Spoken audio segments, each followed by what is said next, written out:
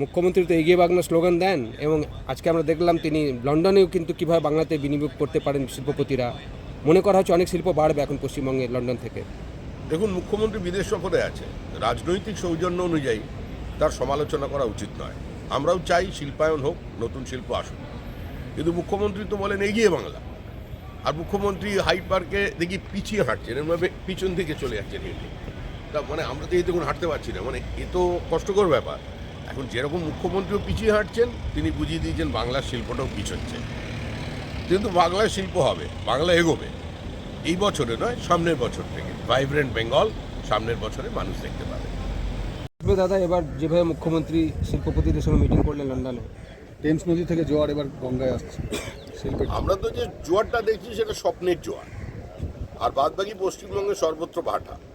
গতকাল ইউসুফ পাঠান এভিয়েশন মিনিস্টারের সঙ্গে দেখা করে তিনি বলেছেন কলকাতা থেকে জেড্ডা পর্যন্ত একটা ডাইরেক্ট ফ্লাইটের কথা। আবার মুখ্যমন্ত্রী বলছেন কলকাতা থেকে লন্ডন কেন ডাইরেক্ট ফ্লাইট নেই, আগে ছিল এখন উঠে গেছে, কারণ প্যাসেঞ্জার নেই, এখানে কোনো শিল্প নেই, বিনিয়োগ নেই। তবে পশ্চিমবঙ্গে কতটা শিল্প আসবে জানি না, তবে কলকাতা থেকে জেড্ডায় ফ্লাইট যাবে, ডাইরেক্ট ফ্লাইট হবেই, কারণ যেভাবে পরিমাণে অনুপ্রবেশ বাংলাদেশ থেকে এবং যে রাজনীতি তৃণমূল কংগ্রেস করছে, পশ্চিম বাংলাদেশ তো প্রায় হয়েই গেছে। আর সাক্ষ্য গ্রহণ করলো না হাইকোর্ট নিয়োগ দুর্নীতি মামলায়। পুরোটাই তো জালিয়াতি, প্রাতিষ্ঠানিক লুট, ওপর থেকে নিচ পর্যন্ত সবাই যুক্ত, নতুন লোক কোথাও খুঁজে পান। আশেপাশে যারা আছে সবাই অভিযুক্ত, যে অভিযুক্ত তাকেই সাক্ষী বানিয়েছে। তো আদালত ধরতে পেরে যেটা ভালো কথা, নাহলে আরো ঝামেলায় পড়ছে। এভাবে চলে নাকি কোনো বিচার?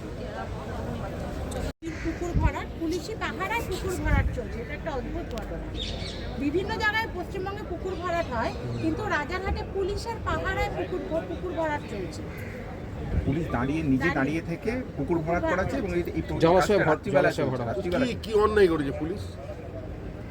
এর মধ্যে কোনো অন্যায় অপরাধ তো দেখার কথা নয়, কারণ যে রাজনৈতিক দলটা তাদের কর্মসূচির মধ্যেই আছে পুকুর ভরাট আর বেআইনিভাবে বালি খাদান থেকে বালি তোলা, আর পুলিশ এই প্রশাসনের অঙ্গ, তাহলে পুলিশের দায়িত্ব যে তৃণমূল কংগ্রেসের যে নেতা আছে তাকে সহযোগিতা করা, পুকুর ভরাট করা।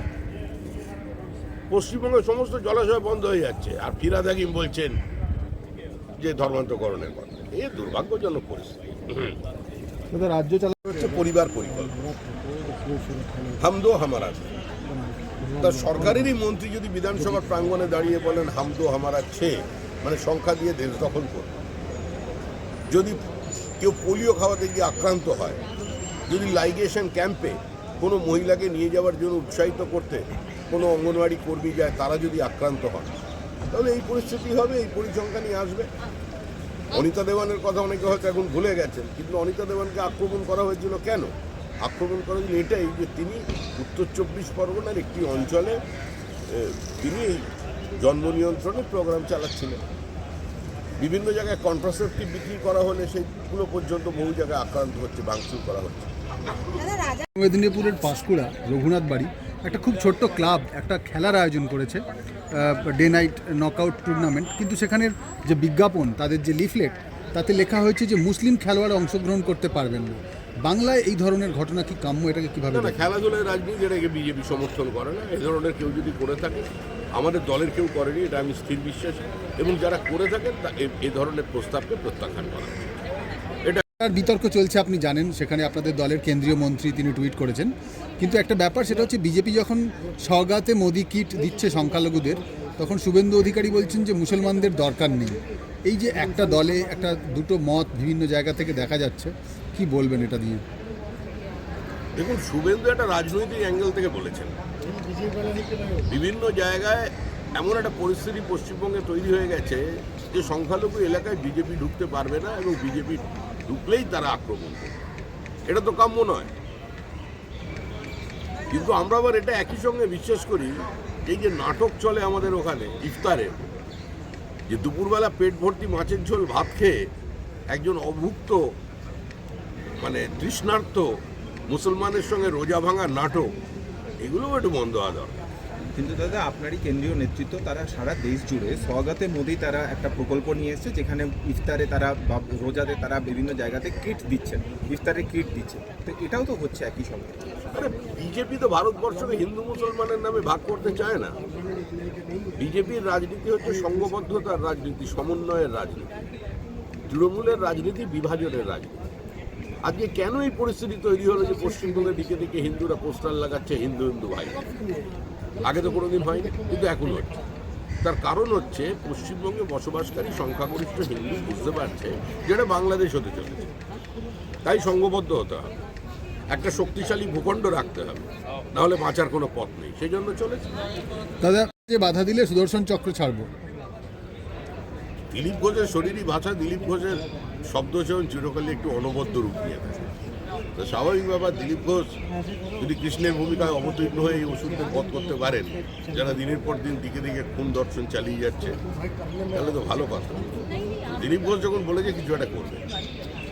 এই যে হিংসা, সেই ভোট পরবর্তী হিংসায় যে চার্জশিটে যে সমস্ত তথ্য প্রমাণ বা যে সমস্ত অস্ত্র জমা দেওয়ার কথা বলা হয়েছিল, এবারে সিবিআইয়ের আইনজীবী বলছেন যে সেগুলো রাজ্য পুলিশের হাতে সেগুলো ছিল, সেই সমস্ত তথ্য প্রমাণ এমনকি খুনে ব্যবহৃত অস্ত্র সেগুলো পর্যন্ত নষ্ট করে দেওয়া হয়েছে।